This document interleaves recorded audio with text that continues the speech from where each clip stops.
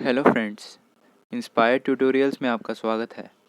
अगर आप इस चैनल पर नए हैं तो चैनल को सब्सक्राइब कर दें और बेल आइकन को प्रेस कर दें ताकि आप मेरी वीडियो मिस ना कर पाएँ। तो स्टूडेंट्स, आज हम देखेंगे बिजनेस स्टडीज़ क्लास 12 का चैप्टर 2 प्रिंसिपल ऑफ मैनेजमेंट। तो चलिए शुरू करते हैं।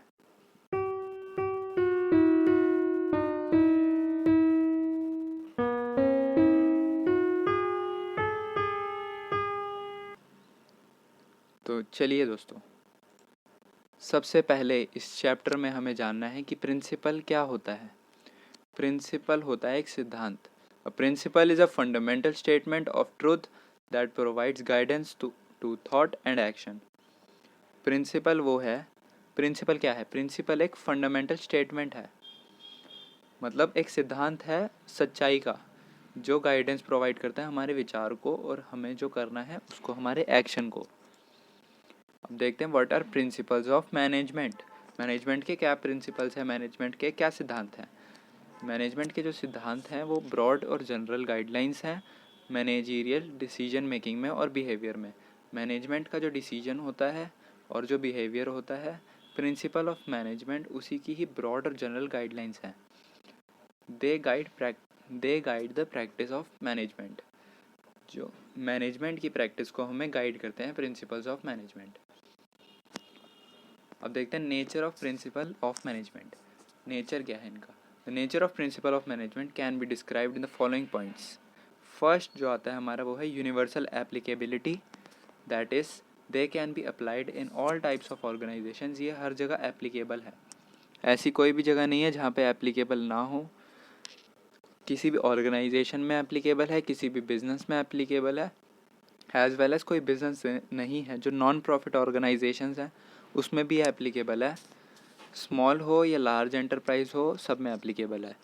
सेकंड आता है हमारा general guidelines. They are general guidelines to action and decision making, however they do not provide ready-made solutions as the business environment is ever changing और dynamic।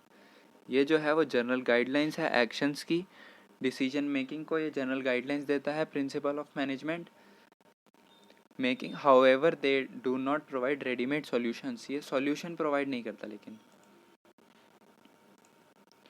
They do not provide readymade solutions as the business environment is ever changing और dynamic. Business environment क्या होता है? Dynamic होता है, कभी भी change हो जाता है।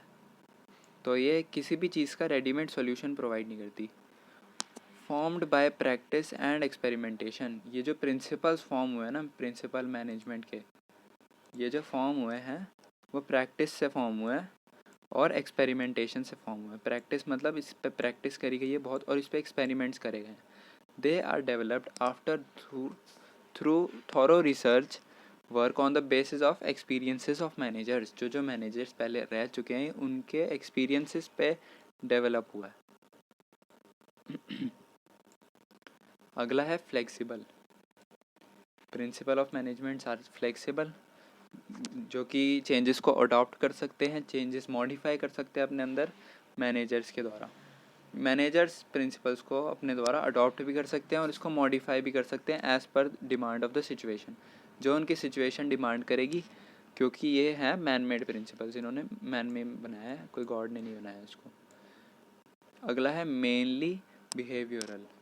Since the principles aim at influencing complex human behaviour, they are behavioural in nature. इनका काम क्या होता है, इनका एम क्या होता है? इन्फ्लुएंस करते हैं ये कॉम्प्लेक्स ह्यूमन बिहेवियर को, जो इंसान का व्यवहार होता है ये उसको चेंज करने में मदद करते हैं, तभी इसको कहते हैं behavioural in nature. Causes and effect relationship. they intend to establish relationship between cause and effect so that they can be caused in similar situation। Cause and effect relationship में ये है कि ये इंटेंड करते हैं रिलेशनशिप इस्टेब्लिश करने का, कि क्या होगा अगर सिमिलर सिचुएशन हो गई तो ऐसा होगा, अगर दूसरी सिचुएशन हो गई तो कैसा होगा। सेवंथ आता है हमारा contingent. Their applicability depends upon the prevailing situation at the particular point of time. According to Terry, management principles are capsules of selected management wisdoms to be used carefully and discreetly। जो principles हैं उन्हें बहुत ही carefully हमें use करना है और discreetly पूरा सोच समझ के हमें देखना है कि ये प्रिंसिपल्स हम कहाँ पे अप्लाई कर सकते हैं और कहाँ पे नहीं। अब देखते हैं हम significance of principles of management. The significance of principles of management can be derived from their utility which can be understood from the following points. First है providing managers with useful insights into reality. Managers को हमने provide करना है useful insights, जो भी वो मतलब सोच रहे हैं उसको रियलिटी में कन्वर्ट करना है। Management principles guide managers to take right decision at right time by improving their knowledge.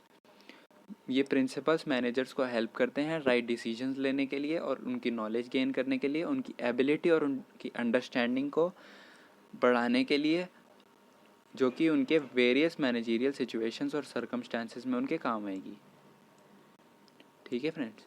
Second आता है हमारा optimum utilisation of resources and effective administration. इसमें जो है यूटिलाइजेशन ऑप्टिमम होनी चाहिए, इफेक्टिव एडमिनिस्ट्रेशन होना चाहिए। Management principles facilitate optimum use of resources by coordinating the physical. Management principles जो हैं वो ये इंश्योर करते हैं कि रिसोर्सेज का यूज़ कम से कम हो कोऑर्डिनेशन से फिजिकल, फाइनेंशियल कोऑर्डिनेशन इनके बीच में होगा और human resources. They also help in better administration by discouraging personal prejudices and adopting an objective approach.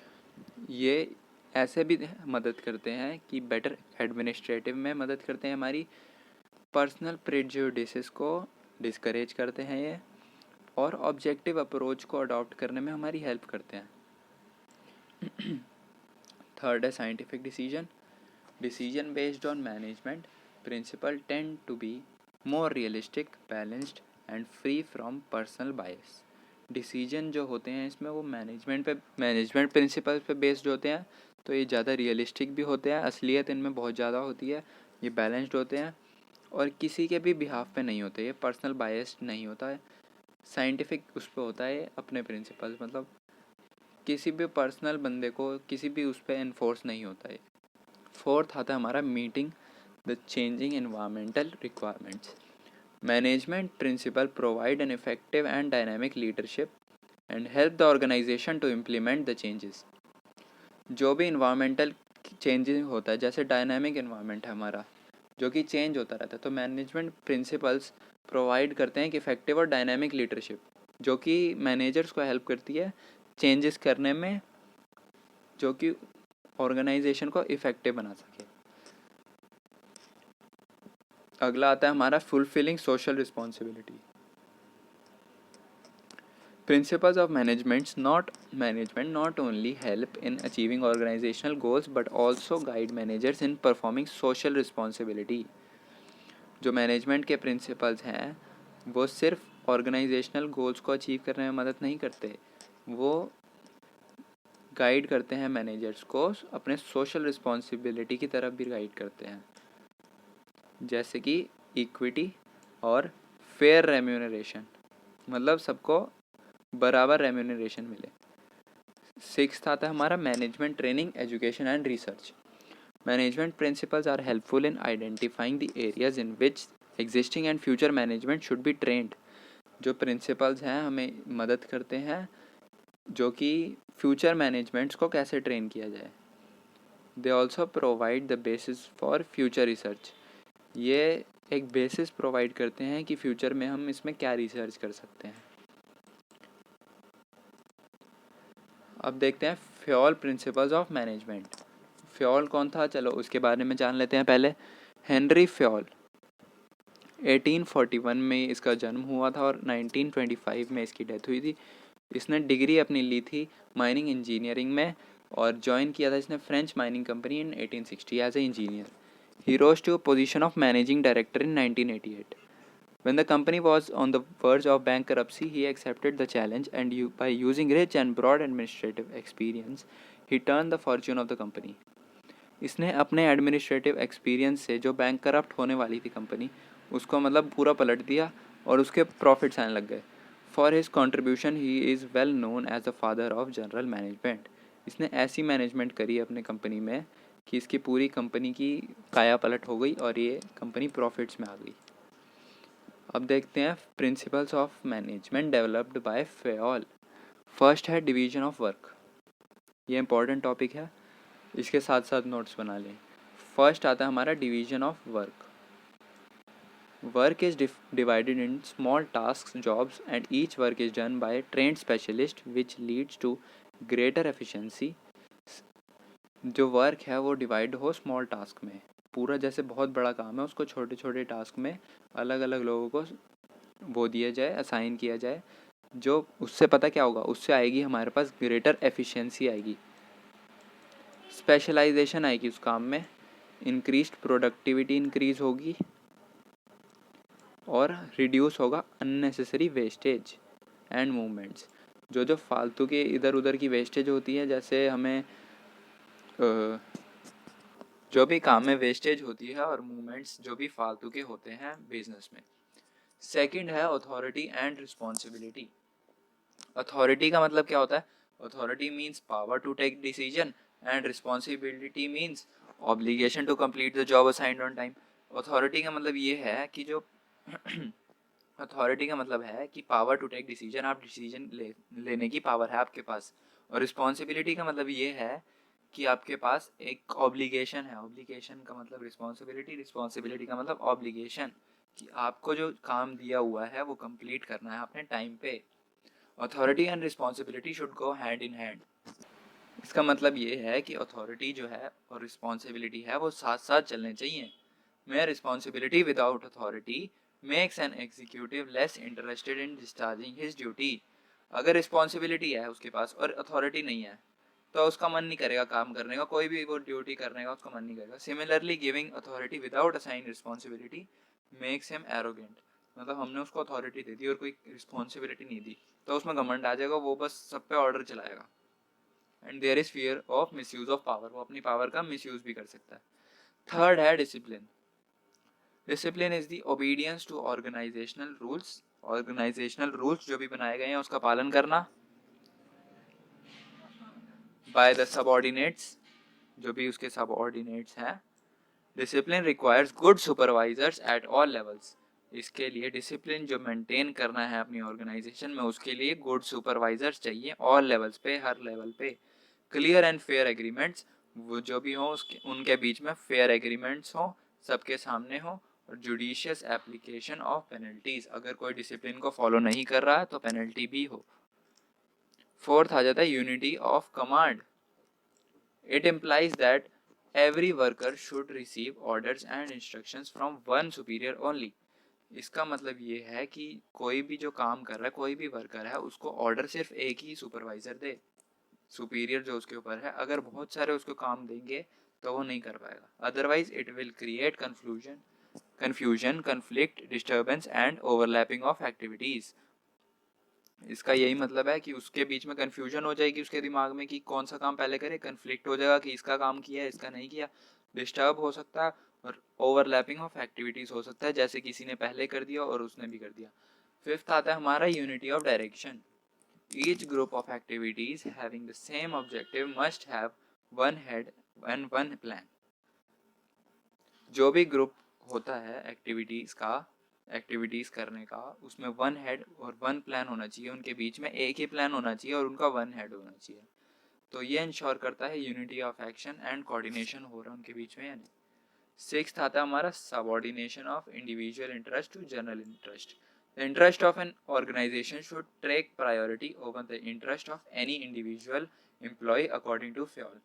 किसी भी इंडिविजुअल का इंटरेस्ट, जो है एम्प्लॉय का इंटरेस्ट है, वो इतना मायने नहीं रखता जितना मायने रखता है ऑर्गेनाइजेशन का इंटरेस्ट, ऑर्गेनाइजेशन का गोल अचीव करना।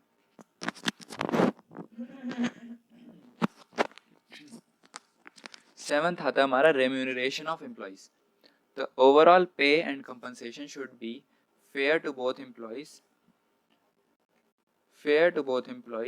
and the organization. The wages should encourage the workers to work more and better.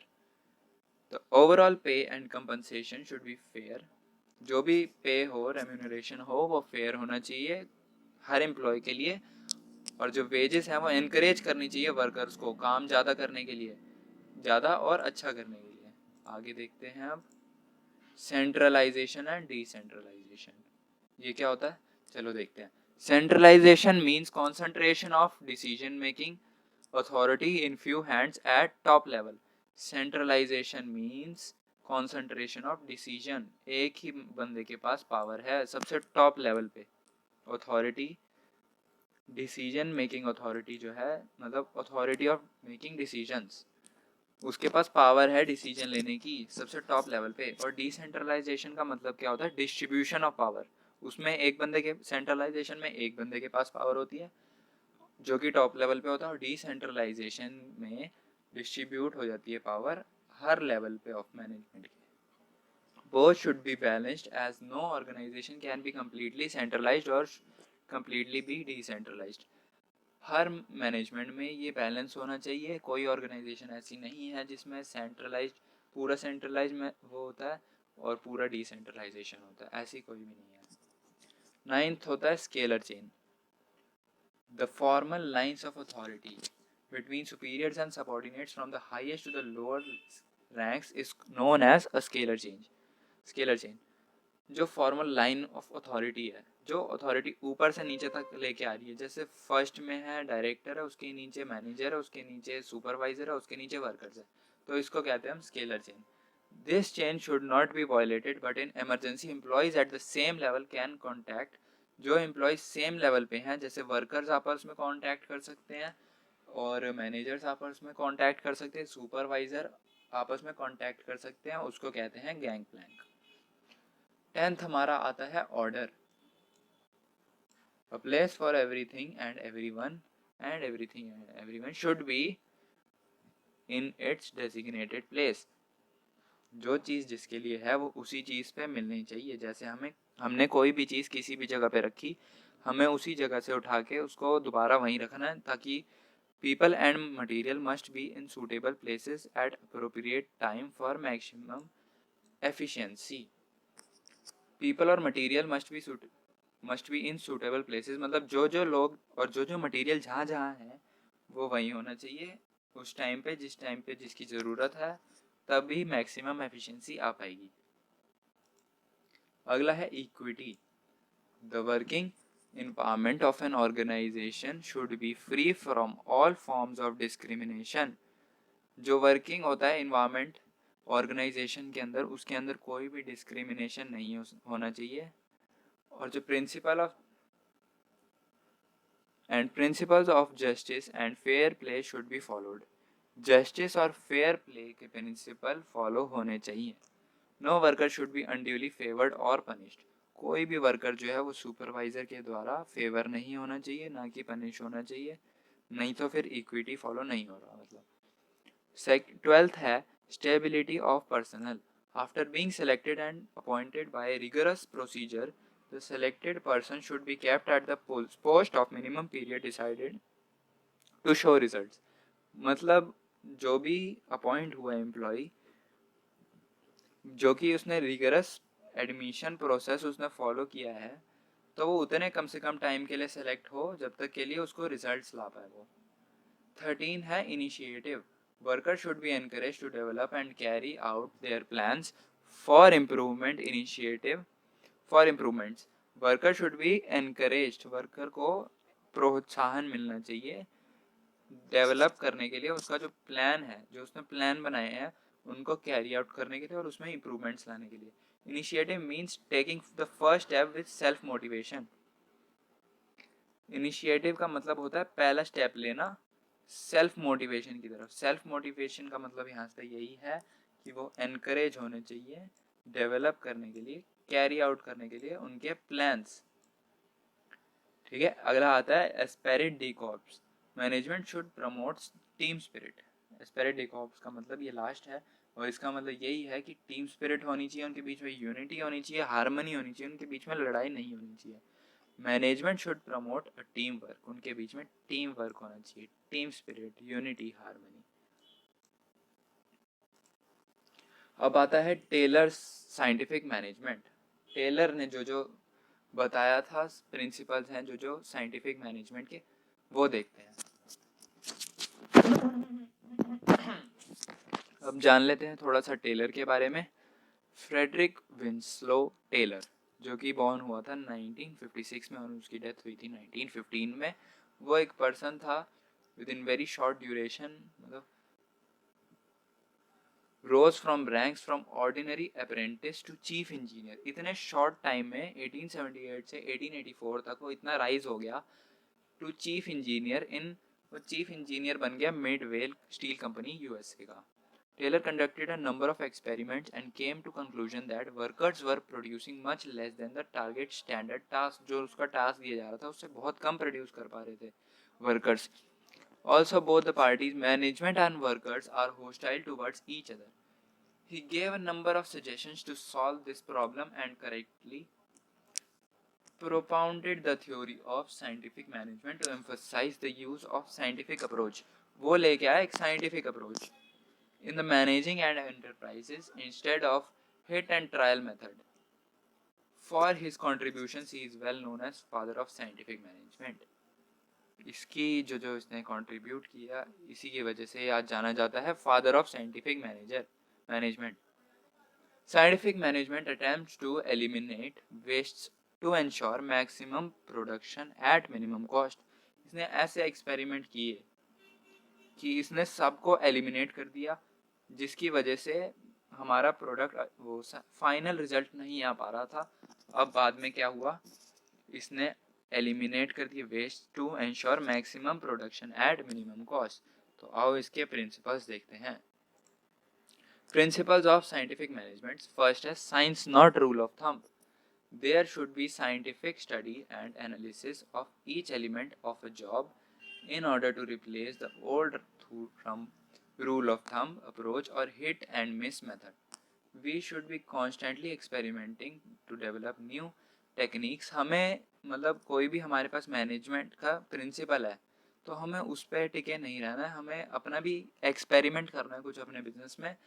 Hit and miss method भी हो सकता है वो, जिससे कि काम हमारा जो हो वो सिंपलर हो, ईजियर हो और जल्दी हो। अगला है harmony not Discord. It implies that there should be mental revolution on the part of managers and workers in order to respect each other's role and eliminate any class of conflict. अब इसका मतलब ये आता है कि mental revolution जो है लोगों का वो चेंज करना है हमें, कि सबके बीच में कोई भी लड़ाई झगड़ा ना हो, सब प्यार से रहे एम्प्लॉय सारे, और एक साथ मिलकर ऑर्गेनाइजेशनल ऑब्जेक्टिव्स को अचीव करें। थर्ड है cooperation not individualism.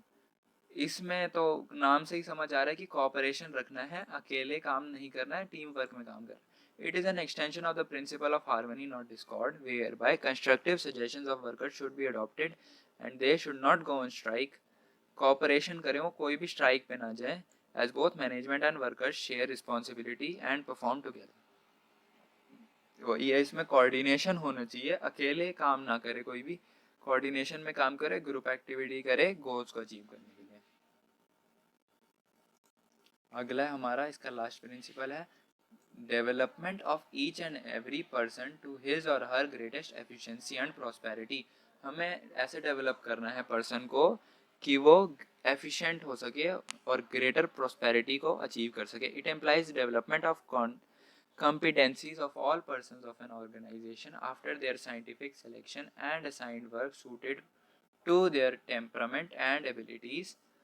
This will increase the productivity by utilizing the skills of the workers to the fullest possible extent.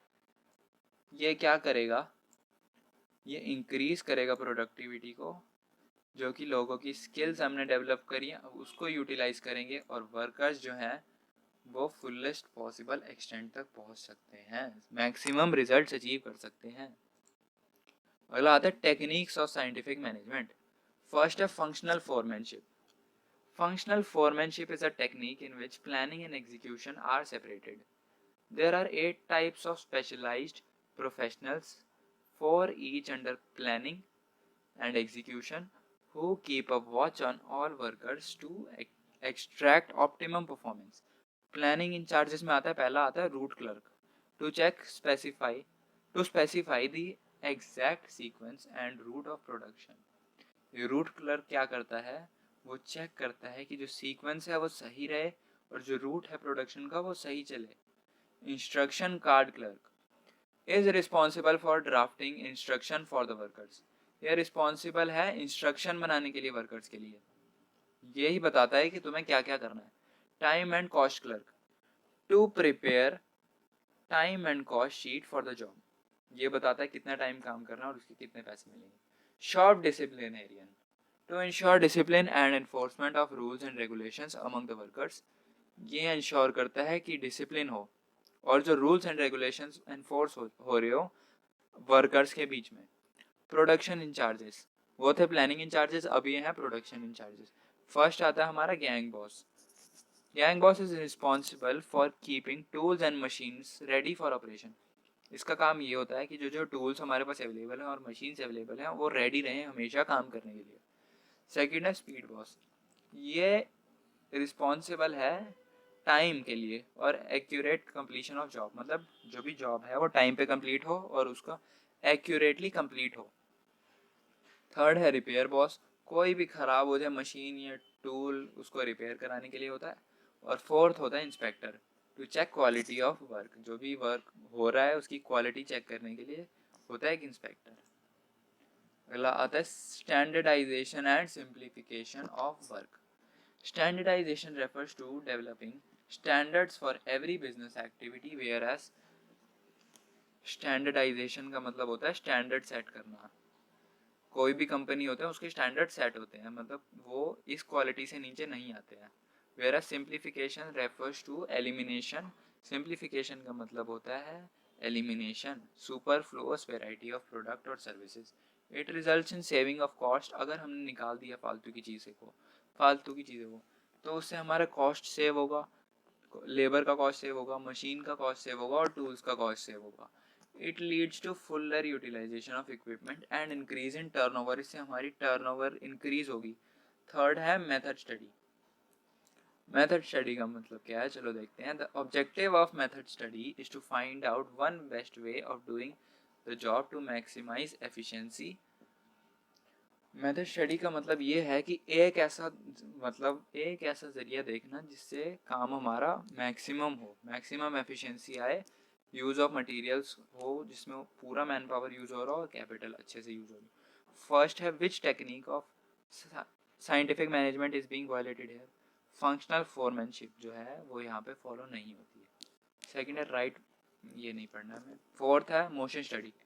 It is the science of eliminating wasteful resulting from using unnecessary ill-directed and inefficient motions। जो फालतू के इधर से उधर काम हो रहे हैं जो नहीं होने चाहिए, वर्कर्स के बीच में वर्कर इधर से उधर ट्रैवल कर रहे हैं बीच में, वो नहीं होना चाहिए। देखते हैं using unnecessary ill-directed and inefficient motions मतलब movements by workers and machine to identify best method of work। अगर ये हमने पहचान लिया तो हमें इसको रिमूव कर देंगे और बेस्ट मेथड ऑफ वर्क को निकाल सकते हैं। फिफ्थ आता है हमारा time study. It determines the standard time to be taken to perform a well defined job. हमें टाइम स्टडी करनी पड़ेगी जिससे कि हमें पता लगेगा कि एक ऐसा स्पेसिफाइड टाइम क्या है इस जॉब को करने के लिए, इस टाइम में जॉब कंप्लीट हो जाए। The objective of time study is to determine the number of workers to be employed. इससे ये डिटरमाइन करती है कि कितने नंबर एक टाइम पे एम्प्लॉयड होने चाहिए ताकि वो काम इतने समय में कंप्लीट हो जाए। फ्रेम सूटेबल इंसेंटिव स्कीम्स, इतनी इंसेंटिव स्कीम्स दें इनको कि ये मोटिवेटेड रहे। डिटरमाइन लेबर कॉस्ट, और लेबर को कॉस्ट कितनी देनी है। सिक्स्थ है fatigue study. Fatigue study seeks to determine time and frequency of rest intervals in completing a task. The rest intervals which will enable workers to regain their lost stamina, thereby avoiding accidents, rejections and industrial sickness. Fatigue study का मतलब है time और frequency पे task को complete करना, जो rest intervals के साथ। रेस्ट इंटरवल जो रेस्ट अगर देंगे हम अपने वर्कर्स को तो वो एनेबल करेगा अपने एम्प्लॉयज़ को अपना जो स्टैमिना उन्होंने लूज़ किया उसको रीगेन करने में, और जिससे कि एक्सीडेंट्स अवॉइड कर सकते हैं हम, रिजेक्शंस अवॉइड कर सकते हैं हम, और लोगों की सीकनेस अवॉइड कर सकते हैं। अगर वो लगातार काम करते रहेंगे तो वो सिक हो जाएंगे। तो इसका मेनली यही मतलब है कि बीच में उनको रेस्ट देने की ज़रूरत है। 7th आता है हमारा डिफरेंशियल पीस वेज सिस्टम। ये बहुत ही अच्छा पॉइंट है। इसका मतलब ये है कि जो जो लोग जितना अच्छे से काम कर रहे हैं उतना उनको उतनी अच्छी सैलरी देनी चाहिए, मतलब उनको प्रमोशन होना चाहिए उनका। This system links wages and productivity. जितनी वेजेस उतनी जितनी प्रोडक्टिविटी आ रही है उतनी वेजेस देनी चाहिए उनको। The standard output per day is established and two pieces of rates are used higher for those who achieve up to and more than standard output. That is efficient workers and lower of for inefficient and slow workers. मतलब हमें जो जो efficient workers हैं उनको ज़्यादा देनी चाहिए और जो इनएफिशिएंट वर्कर्स हैं उनको कम देनी चाहिए वेजेस। क्या होगा इससे? इससे जो लो वर्कर्स होंगे, स्लो वर्कर्स होंगे, वो मोटिवेट होंगे ज़्यादा काम करने के लिए, तो उनको ज़्यादा पैसे मिलेंगे। Thus, efficient workers will be rewarded and inefficient will be motivated to improve their performance. For example, standard task is 10 units. Rates are 50 per unit for producing 10 units or more and ₹40 per units.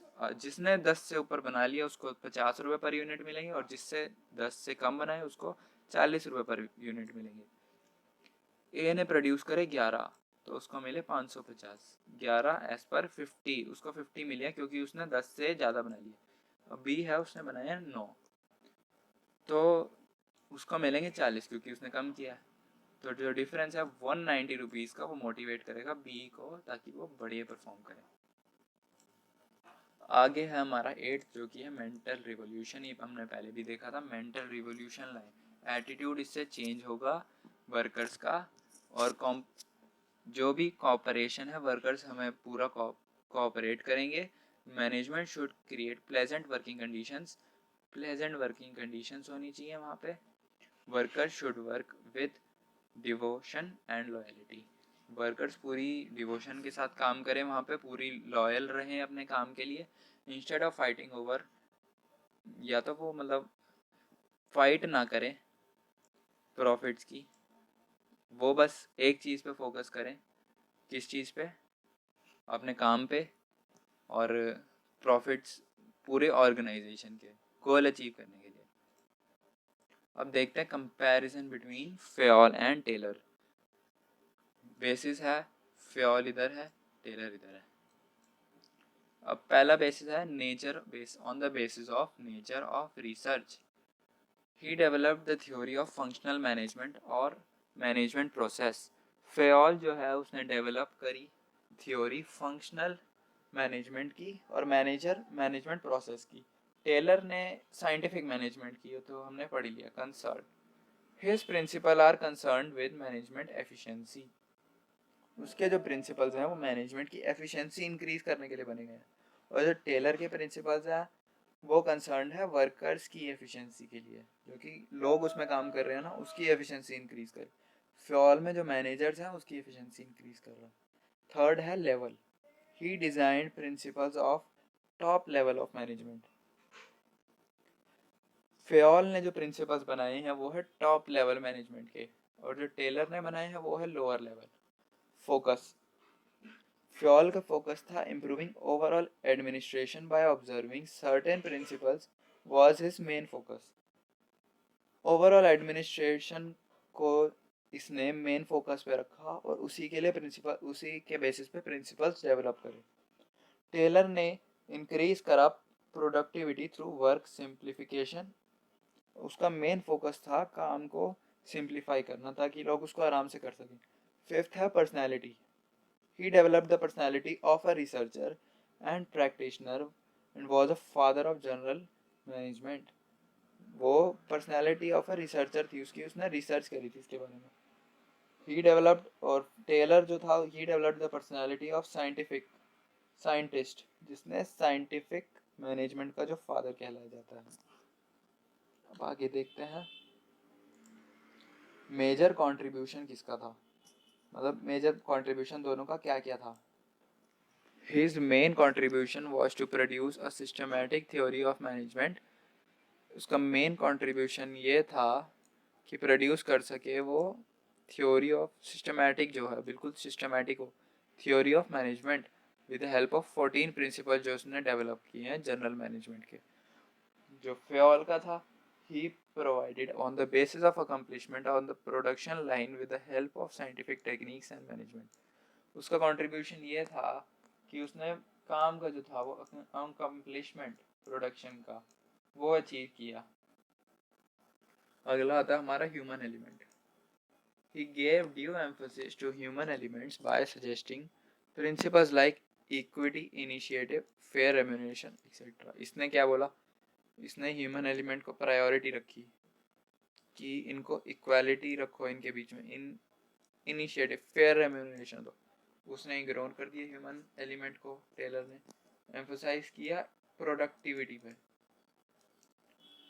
Rigidity and flexibility, Taylor के जो Fayol के जो principles थे वो थे flexible, जो कि उसमें हम चेंजेस कर सकते हैं आराम से, और जो फ्योल के प्रिंसिपल हैं वो रिजिड है बिल्कुल, उसमें हल्की सी भी फ्लेक्सिबिलिटी नहीं होनी चाहिए, जो कि उसके स्टैंडर्ड फिक्स्ड हैं। एप्लीकेबिलिटी अगला आता है। His principles are applicable to business as well as non-business organizations, that is are applicable universally। उसकी जो principles की applicability है वो universally है।